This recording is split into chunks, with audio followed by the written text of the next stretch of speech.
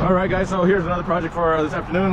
It's on the 140M machine. Jatt, very nice machine, pretty. But I guess this is a common problem. I almost started without filming this, so it's got some cracks right along this area. But that crack was exposed because there was more issues underneath. This guy's cracked up all along there, all along in there, and above in there. So this is gonna be a fun one.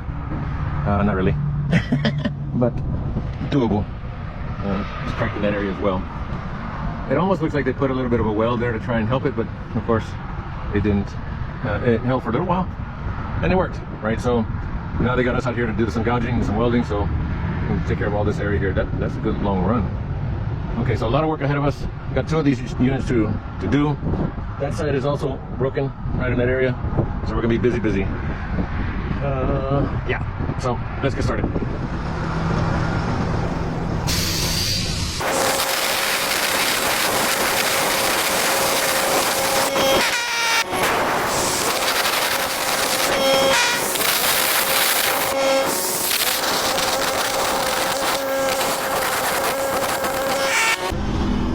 Okay, so I got pretty deep in there, so much so that I almost started poking through on the opposite side, which is fine because it'll make it easier on me not having to gouge that far on the bottom side, which is of course tougher.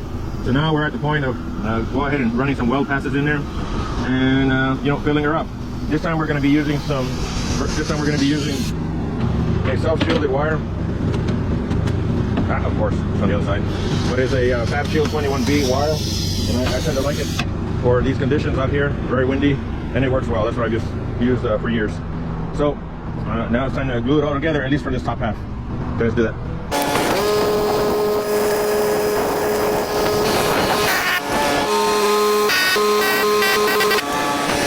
All right, well that one looks really good. Came out smooth as butter.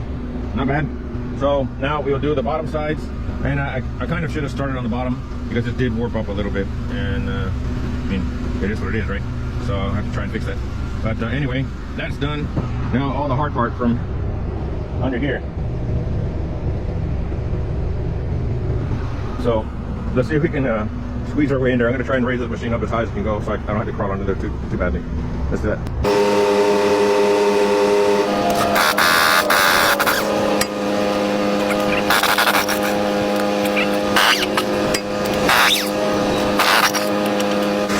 So we got these guys out of the way. That'll make more room for us to gouge in here. It's still not going to be easy because it's still very tight, cramped quarters. But I will be able to gouge just a little bit and possibly put a layer or 2 of weld on this side. Most of the gouging will be done by that side, from that side I should say. This one is easily accessible, so I'll just gouge as deep as I can here. Same thing with up here. You can kind of see discoloration where the gouging was coming through from up there. So things are looking okay.